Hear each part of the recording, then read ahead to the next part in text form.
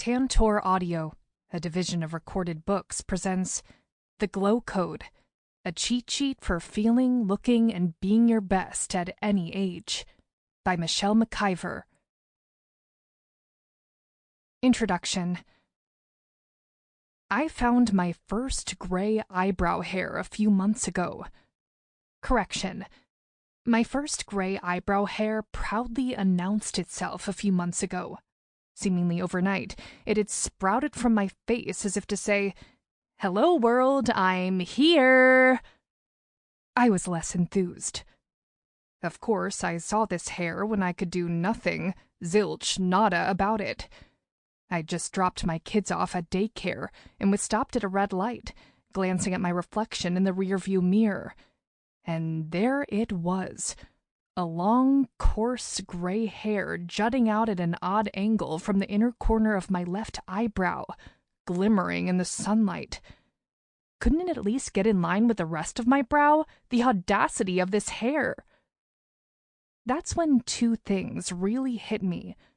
One, despite my best attempts to stay youthful, I am aging, and there's no hiding it. And two, why don't I always keep a set of tweezers in my car? For the rest of the day, I was sure everyone I met with was staring at my errant eyebrow. I couldn't wait to get home to pluck the damn thing. When I eventually did later that night, and by eventually I mean the minute I walked through the door, I was so relieved. A few weeks passed. I didn't think about it again. And then the second gray hair popped up. That's when I started to Google things like, does plucking gray hair make more grow? And can you dye eyebrows? And am I having more or less sex with my husband than the national average? That last question was unrelated, but it had been on my mind.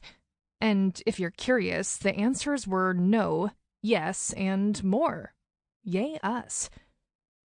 Why am I telling you all this? Because if you're a woman, or you just care about how you're aging, and like me, you're brushing up against midlife, chances are we share the same types of concerns, questions, and Google searches. Have you wanted to drink less alcohol but not give it up? Me too. Wondering if you really need to take a multivitamin, a handful of supplements, and that pricey collagen powder? Great question. Interested in switching your decades-old makeup routine because you're now a woman in your 40s with crow's feet and puffy eyes? Same girl. Same. But where do we even begin? And more importantly, who has the time to sort through all the information and products at our disposal? I feel overwhelmed with my life at the best of times, let alone when I'm perusing the aisles in Sephora. That's because navigating life as a woman between the ages of 35 and 50 is no joke. We have less time to ourselves, but more concerns to deal with, ranging from the big to the small. When I turned 40, lines dug in around my eyes and my mouth. My body fat percentage crept up even though I had lost weight. I had a hard time sleeping through the night. My lower back started to hurt more. So did some of my friendships. Worst of all, I couldn't escape the sneaky suspicion that I should have learned how to deal with these matters by now. I was a grown woman, after all, and not getting any younger. What had I been doing with my life? I should have prepared for this. I should have known better. See, at 44, I am well past the glory days of my youth, if you consider going to the bar 4 nights a week glorious. I have a wonderful husband and 2 kids, a mortgage, a job to pay said mortgage. By all accounts, I am an adult. But despite being told repeatedly that I was having geriatric pregnancies at the tender ages of 36 and 38, thanks so much for that confidence boost, docs. I am years away from becoming a senior, and I feel like there's so much I still don't know. If you're at this stage too, I don't need to tell you about the myriad of questions that run through my brain when I can't sleep at night. Whatever, let me tell you anyway. I wonder things like, does collagen powder prevent wrinkles? Are skinny jeans and side parts ever coming back in style? How am I supposed to get in 5 hours of exercise a week? I barely have time to shower. When I do work out, should I focus on cardio or weights? Which bottle of wine should I bring to dinner on Friday night? Does everyone else own art? Should I? Why can't I fall back asleep at night? Do I need to use a face serum? What kind? Am I a good friend? Let's just say it's not a small list of concerns. Thankfully, chatting about them with my girlfriends has made me realize I am not alone. We have spent many wine-fueled evenings discussing such things, helping each other as best we can. We've shared info we've read in magazines or seen on TikTok or heard in passing, all in hopes of sorting out what's true, what works, and what doesn't. Because, aging, we're all in it together, and we all want answers. In this book, that's exactly what you're going to get. My name is Michelle McIvor, and aside from being a woman who's heading into her mid-40s at full speed, I've been a journalist for nearly 20 years. So when I became hyper-focused on aging, and aging like a superwoman no less, I decided to reach out to the experts, trailblazers, and maverick thinkers who could answer our burning questions about aging, cut through the fads and trends, and arm us with the credible, practical advice we deserve. How did I decide who to speak with? Well, being a reporter for many years has given me a good radar for bullshit. On the flip side, I've learned which kind of voices can be trusted. Researchers who've published peer-reviewed studies, doctors and dermatologists who come pre-vetted from organizations such as the American Academy of Dermatology, subject matter experts with verifiable credentials, and often quoted authorities who appear in fact-checked publications. Those are all top-notch people to chat with, and that's who I've tapped for our purposes. The first person I reached out to was Dr. John Berardi, co-founder of the world's largest nutrition coaching and education company, Precision Nutrition. John is one of the most trusted voices in wellness, and for many years was my go-to interviewee for all things nutrition. But you won't find John in this book. Instead, you'll find a few of the female researchers, authors, and scientists he pointed me to, such as Dr. Stacy Sims. Stacy is a former Stanford researcher who's passionate about studying women's unique physiology and maximizing their athletic abilities. In John's words, she wrote this generation's definitive book on what women need to do differently than men with exercise and nutrition. Speaking with her and some of his other suggested interviewees gave me an excellent starting point for this book. But for most of my interviews, I reached out directly to experts I'd found, researched, and vetted online, seen quoted as credible sources in major media outlets, or followed on social media for their distinct brand of genius. I told them I had burning questions about how all of us gals can age well. Sure enough, they had answers galore. That's what you'll find in this book, grouped by topic like skincare, fitness, and friendships, and packaged into digestible, actionable pieces of advice you can put to work today. Now, I didn't want to just dump a bunch of information on you and wish you luck. No, ma'am. That would make for a dull listen. And, as we've discussed, life is too short and full and distracting for that kind of book. To keep things a bit spicy, I'm sharing what happened when I put the experts' advice to work in my life, and it's been a wild ride. Over the course of this book writing journey, I've thrown out most of my skincare products, reached out to an old friend to rekindle our relationship, gently eased away from another, curbed my drinking, rethought everything from how I apply my eyeliner to why I exercise, incorporated 2 nutritional supplements into my daily routine, learned not only which vibrator works best during sex, but which product enhances my orgasms.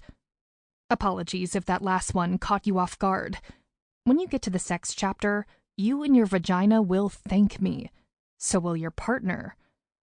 Along the way, I've spoken with the likes of Dr. Tina Ulster, an acclaimed dermatologist, professor, and author, Fatima Thomas, a renowned makeup artist, Bianca Bosker, sommelier and author of the New York Times bestseller Cork Dork, Dr. Marissa Franco, the friendship expert and best-selling author, Dr. Abby Smith Ryan, an exercise physiologist, sports nutritionist, and prolific researcher, and Karen B.K. Chan, an award-winning sex and intimacy educator.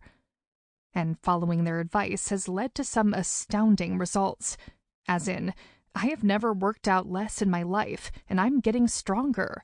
Is that even possible? My friends drag me to my bathroom to see what products I'm using to get my glowing skin. And my husband wants to have a third kid.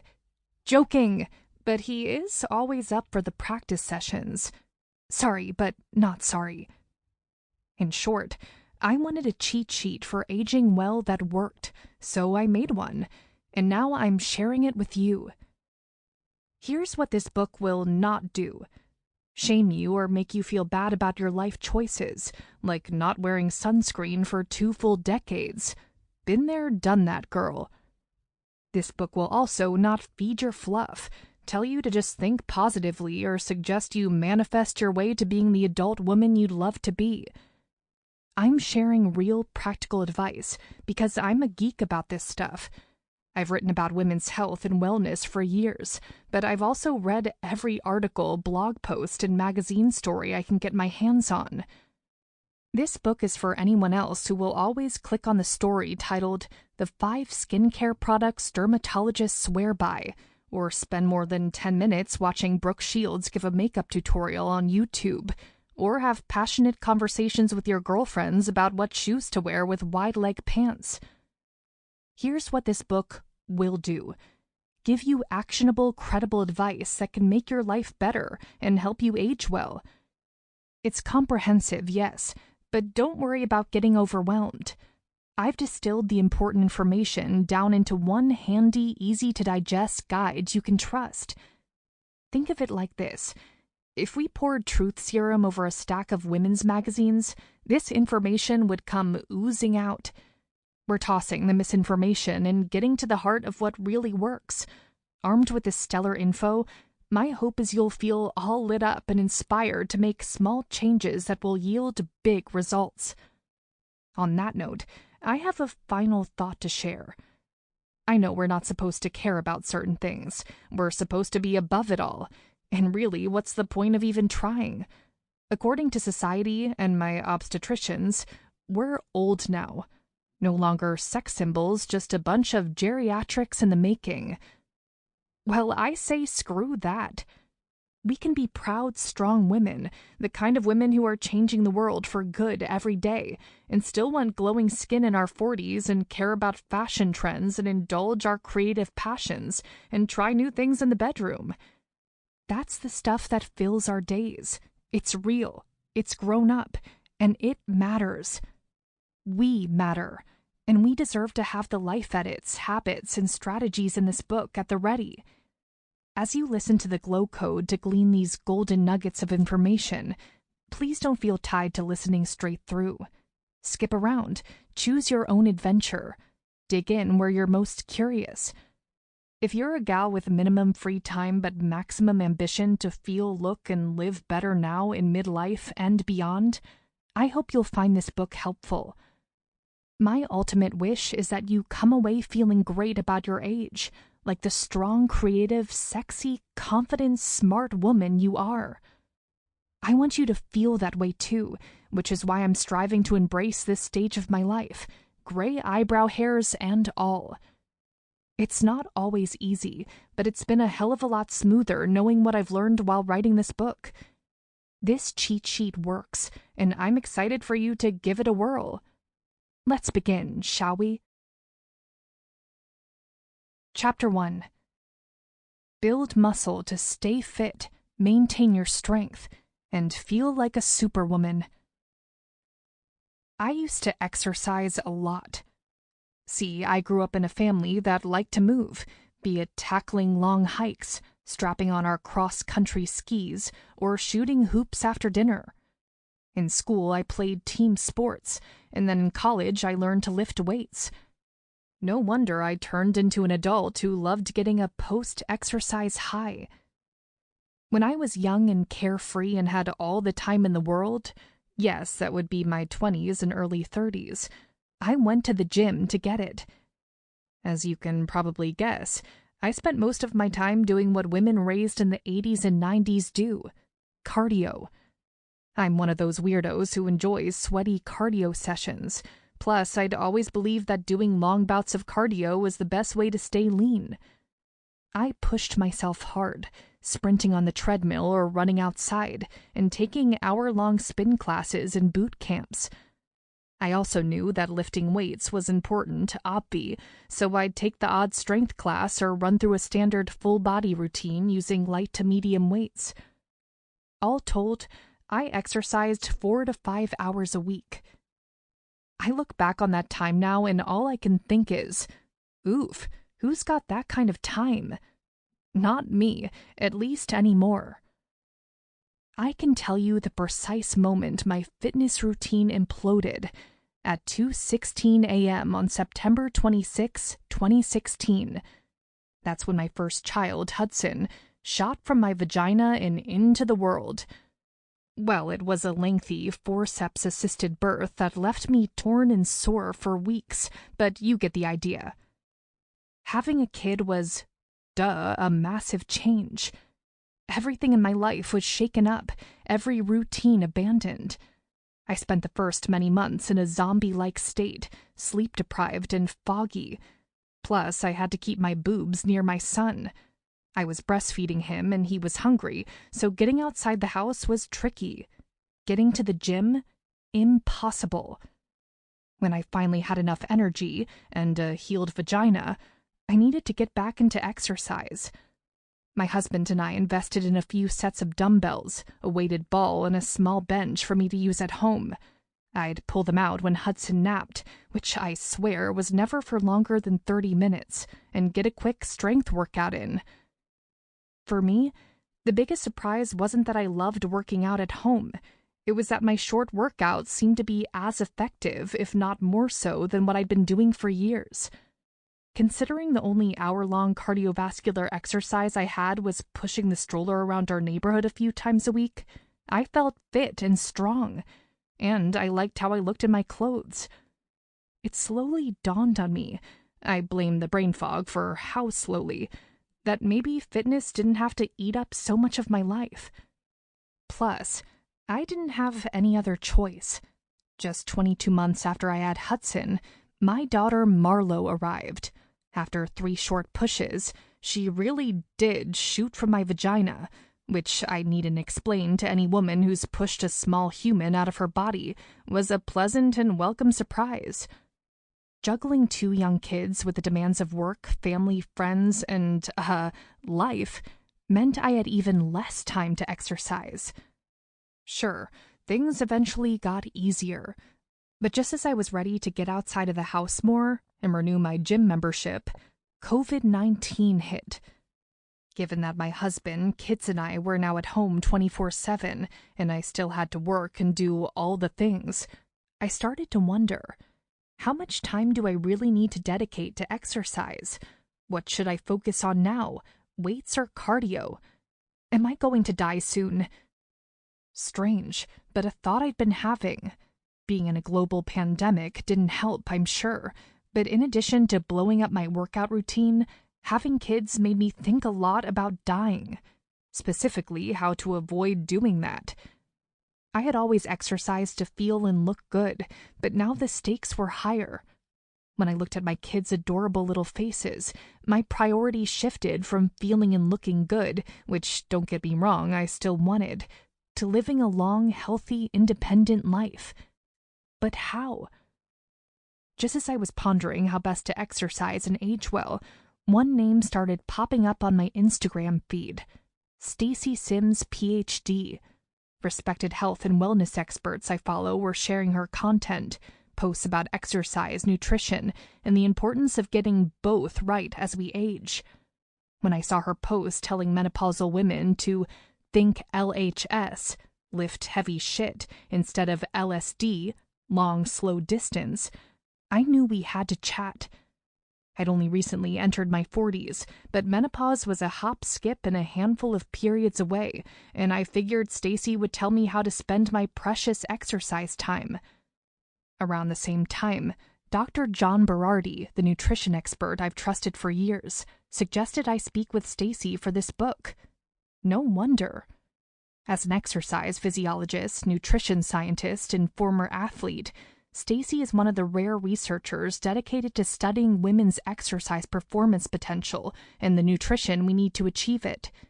She has directed research programs at institutions such as Stanford University and Auckland University of Technology, published more than 70 peer-reviewed papers, written or contributed to several books, and been named one of the top 40 women changing the paradigm in her field, among other accomplishments.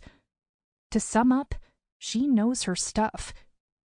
I started by reading all of Stacy's Instagram posts in her fantastic book for women called Roar: How to Match Your Food and Fitness to Your Unique Female Physiology for Optimum Performance, Great Health, and Strong Lean Body for Life.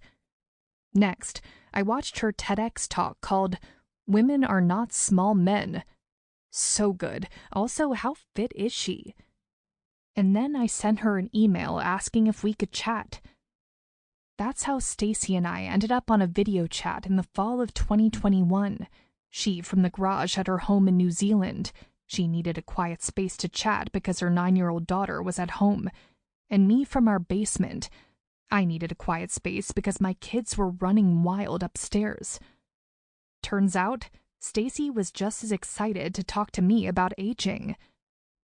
I take the Japanese viewpoint, which is that when you hit menopause, it's a new chapter of life, and all of a sudden you're the wise one that everyone wants to come talk to, she told me. I hate the Western idea that depicts women as being old, decrepit, and useless. My mom's 75, and she and her husband have been out hiking Machu Picchu. My grandmother is 105, and she does push-ups against the wall every morning when she gets up. If you're taking care of your body and listening to it, then you can do stuff when you're 70 or 80.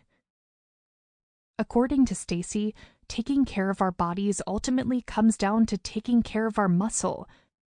That's because well before we hit menopause, a biological state marked by 12 months of no periods, our body composition is changing, and not for the better. In the 4 to 5 years leading up to that point, research shows that women's body fat goes up while our bone mass and lean mass go down. We want to stop and even reverse that trend as soon as possible. You want to start building muscle mass now to avoid that really accelerated lean mass and bone loss that happens when you actually hit menopause, she says. If you can stop the change in those early years, then you don't have as big of a worry afterward. Thankfully, many things can help. Following the existing recommendations isn't one of them.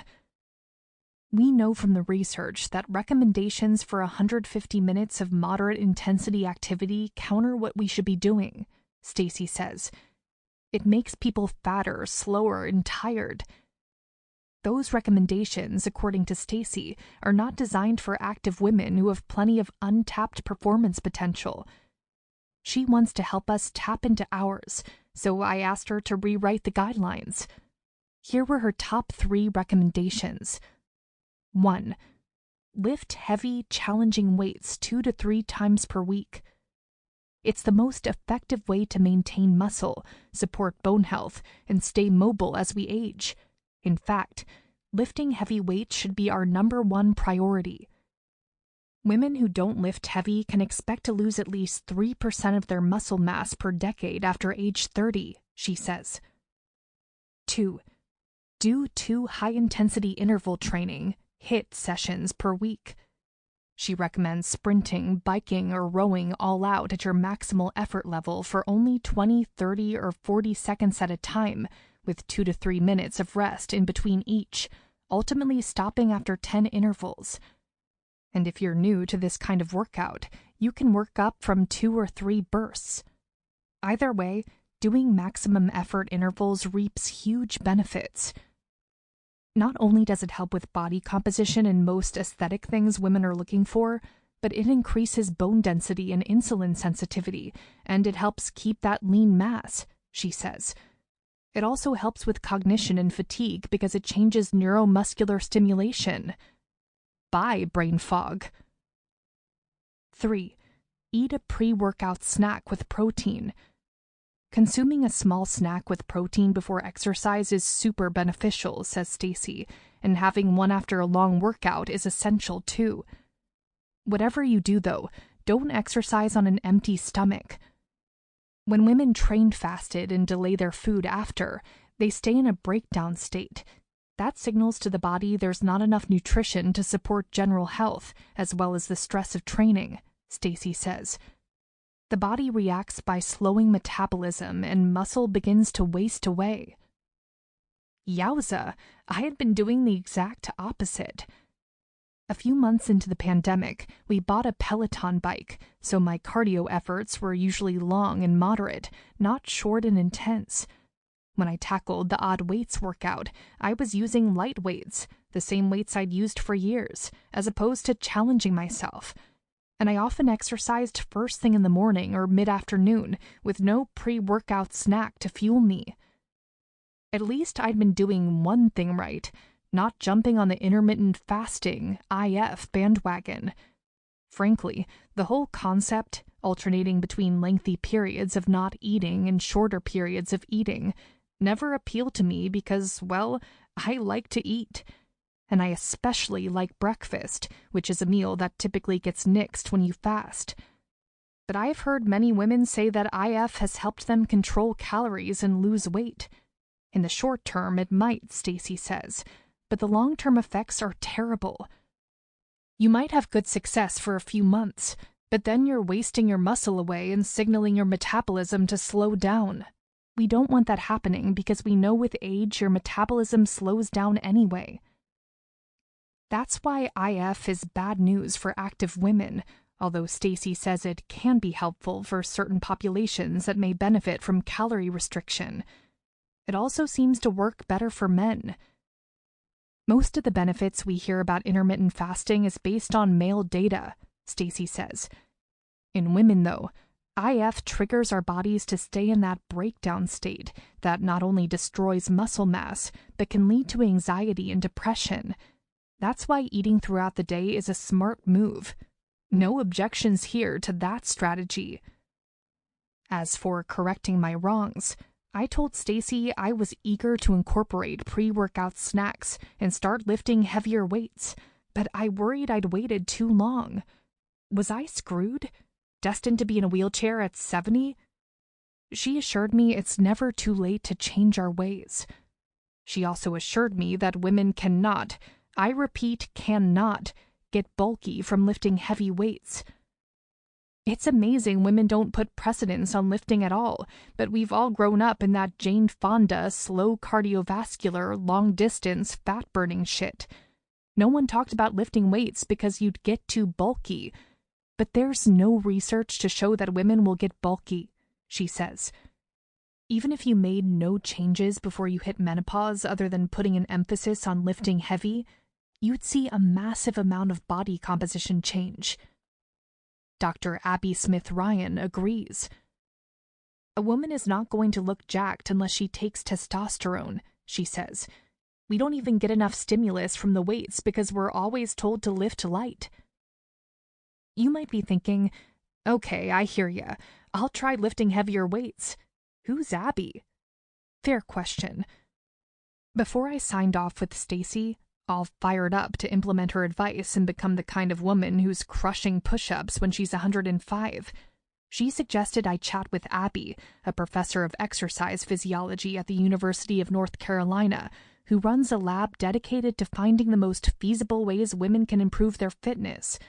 She's also a sports nutritionist and a prolific researcher with over 165 peer-reviewed manuscripts. To sum up again, she knows her stuff. I connected with Abby via video chat, and her enthusiasm for sharing advice for her fellow ladyfolk jumped through the screen. She was standing in her office as we chatted, visibly passionate about sharing her knowledge with us. There are so many things that we can do to make aging feel so much better, and it doesn't have to be impossible. That's what motivates me as a scientist. It also motivates her as a woman who wants to age well. Abby, who was a long-distance runner in college, is now in her... Sample complete. Ready to continue?